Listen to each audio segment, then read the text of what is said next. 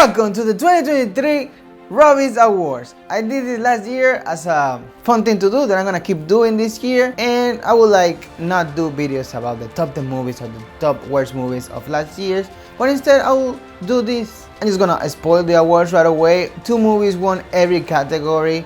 So while I'm talking, I'm gonna put to left and to my right the other nominees, the other sad losers of this year, so you can have a recommendation of last year's movies. But first, let's go to our announcements. There's no announcements, I just wanted to make that joke. And also, same as last year, the movies are curated by me and voted by others, but at the end of the day, I basically have the last saying on which movie is gonna win.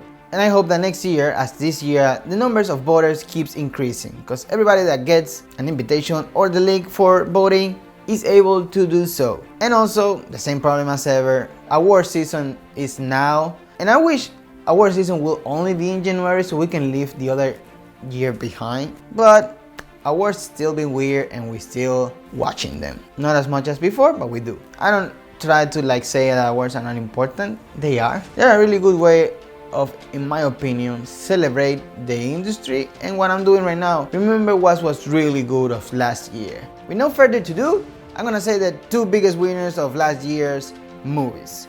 Winning Best Script, Cinematography and Aesthetics and/or Looks is Everything Everywhere All at Once. I don't remember if I did, but if I didn't do a video about this movie, it was great. All of it, technically, the history is probably literally the best movie of last year. It's kind of weird, which is probably why I wouldn't rank it as the best movie of last year, and luckily it didn't win, which is going to be the next one. But everything else about that movie is great, and I cannot wait for another movie about these 2 directors, which I also imagine seeing them going separate ways because they seem to be really creative. And there's another movie about them that if you haven't seen it, I highly recommend it, which is called Swiss Army Man. And in general, if you haven't seen this movie, it's a good movie to watch with family because it's also about family, even though it's crazy. But in general, it's a great watch. And winning the other awards, meaning Best Sound, Best Performances, Best Editing and Best Picture of the Year, is Top Gun Maverick.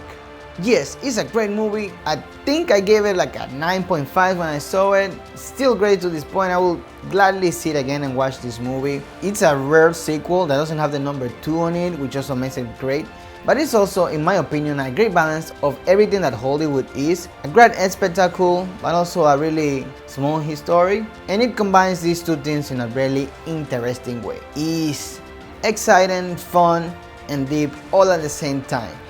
And it also does something that a lot of movies and TV series do right now, which is nostalgia.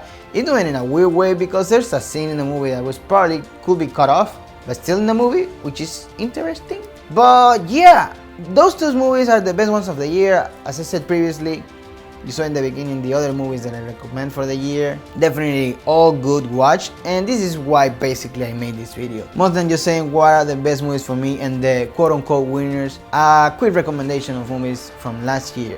I'm doing less reviews because it's starting to get a little bit redundant, but let's see what happened this year with my channel. I'm definitely gonna keep doing videos. The question remains on what type of videos. If you like this video, don't forget to subscribe, watch and comment, and also don't forget, watch movies, think about them, and learn something new.